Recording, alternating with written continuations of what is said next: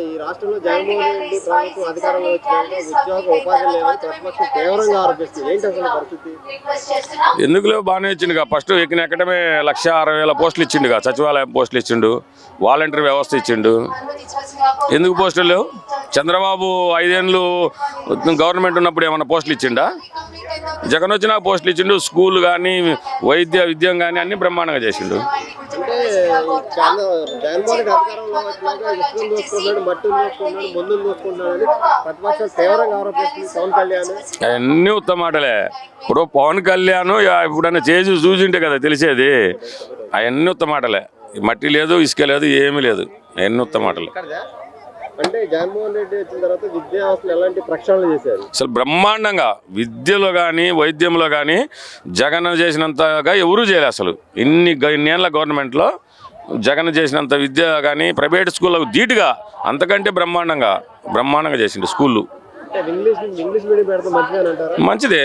ఇప్పుడు ఆడిపోయినా ఇంగ్లీషే కదా కావాల్సింది. తెలుగు మన ఆంధ్ర తెలంగాణలో తప్పితే మిగతా ఏ రాష్ట్రాల్లో ఉంది? ఒక తెలుగు మన తెలంగాణ ఆంధ్రప్రదేశ్లో తప్ప మిగతా రాష్ట్రాల్లో ఎక్కడన్నా తెలుగును మాట్లాడే వాళ్ళు ఉన్నారా?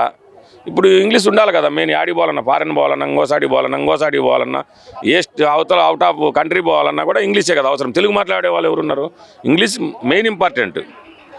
పవన్ కళ్యాణ్ చంద్రబాబు కలిసి మేమే అధికారంలో అంటే జగన్మోహన్ రెడ్డి గారు ఇచ్చిన పథకాల కన్నా ఇంకా ఎక్కువ ఇస్తాం, సూపర్ 6 అంటున్నారు. ఉన్న 5 ఏళ్లలో చంద్రబాబు అవి చేసి చూపించుంటే ఇవాళ నీకు ఇక వచ్చు. అవి చేయకపోబట్టే కదా నీకు జగన్ ముఖ్యమంత్రి చేసి. ఇవాళ జగన్ చేసినాడు కాబట్టే కదా మళ్ళీ 5 ఏళ్ళు జగన్ వస్తాడనేది నమ్మకం. ఇప్పుడు చంద్రబాబు ఉన్నాడు, రుణమాఫీ చెప్పిండు, రుణమాఫీ చేయలేదు కదా. రుణమాఫీ చేసి ఉంటే మాట నిలబెట్టుకునేవాడాడు, చేయలేదు కదా. ఇవాళ జగన్ చెప్పిండు కాబట్టి ఆ పథకాలు ఏదైతే చెప్పిండో అవి కరెక్ట్గా నెరవేర్చిండు.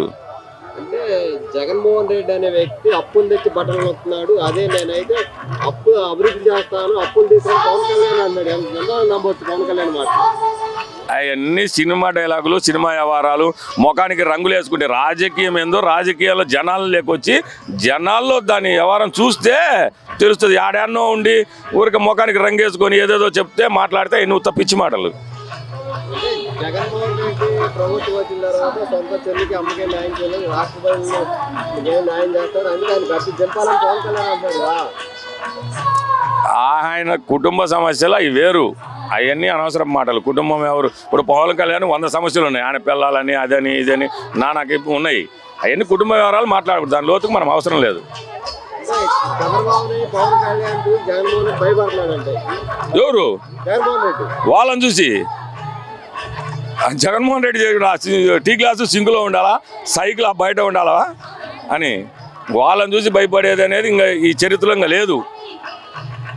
అంటే రాబోయే 24 సంవత్సరాల్లో జగన్మోహన్ రెడ్డి పిల్లలు ప్రతిపక్షాలు కట్టకట్టుకోవచ్చు. ఎలా ఉంటుంది?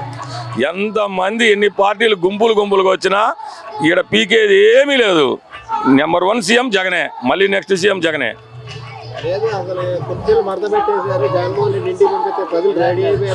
పవన్ మడత పెట్టేయటమే, లోకేష్ ని మడత పెట్టేయటమే, చంద్రబాబు నాయుడిని మడత పెట్టేయటమే, కమ్యూనిస్టులను మడత పెట్టేయటమే, షర్మిలమ్మ వచ్చినా మడత పెట్టేయటమే.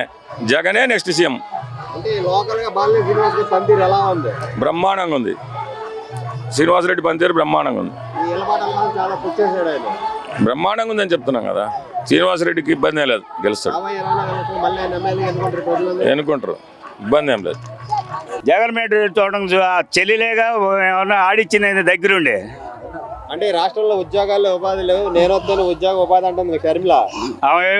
ముందు ఒక వార్డు నెంబర్ గెలవమను, గెలిచిన తర్వాత మాట్లాడదాం. జగన్మోహన్ రెడ్డి గద్దె దించడం ఏజెండా ఏంది దించేది? ఇంట్లో పోనుకొని భజన చేయమను. చంద్రబాబు భజన చేసుకోవడం వీళ్ళంతా అంత తప్పితే ఏమీ లేదు. జగన్మోహన్ రెడ్డి వచ్చినాక రాష్ట్రంలో విద్యా వ్యవస్థ ఎలా ఉంది? బ్రహ్మాండంగా ఉంది. చంద్రబాబు వాడి జీవితంలో కూడా చేయలేడు. కలకుండా బొనుకోమని చంద్రబాబు పోయి ఇంటికి పోయి. ఎవడోడు చెప్పినాడు వాడికి కళ్ళు ఉండే లేవా? కబోదు, కళ్ళు లేని కబోదు. ఏడ కొత్తవాడికి ఇవాళ గుండె సత్తాడు. రమ్మని చంద్రబాబు మగోడైతాడికి. జగన్మోహన్ రెడ్డి అప్పులు మగోడైతే రమ్మనాడికి. జగన్మోహన్ రెడ్డి అప్పులు తెచ్చి అధికారంలోకి వస్తే డెవలప్ చేస్తాము, అభివృద్ధి కాదు చంద్రబాబు అదే డబ్బులతోటి కోట్లు దంతుకొని వెళ్ళిపోయాడు. అయ్యే డబ్బులతోటి ఈడ అభివృద్ధి చేస్తున్నాడు. ఎవరు చేశారు నీకు? ఎవరు చేశారు? అయ్యే డబ్బులతోటే గాడి చేస్తుంది, అప్పులేం చేయలేదుగా. నువ్వు అప్పులు చేసి ఆటో వాళ్ళ కాడ మోసం చేసావు, ఆటో వాళ్ళు లైఫ్ ట్యాక్స్ అని మోసం చేసి పోయావు. మళ్ళీ అమరావతి వంకానే లీటర్ 2 రూపాయల కాడ వసూలు చేసుకొని తెంగావు. ఎన్ని డబ్బు ఎవరిది? మీడియా అయితే కడుపు మడుతుంది వాటిని చూస్తుంటే. ఎవడు సొమ్ము? నువ్వేమో చంద్రబాబు నాయుడు దోసుకున్నావు, జగన్మోహన్ రెడ్డి దోసుకున్నా చంద్రబాబు నాయుడు ఆరోపిస్తున్నాడు. రమ్మను సింగిల్ గా మగవాడు రమ్మను, ఓట్లు వేసుకొని రమ్మను గెలిపించుకొని. పెళ్ళాన్ని నిలబెట్టాల్సిన అవసరం ఏంది? పెళ్ళాన్ని నిలబెట్టాల్సిన అవసరం ఏంది నీకు?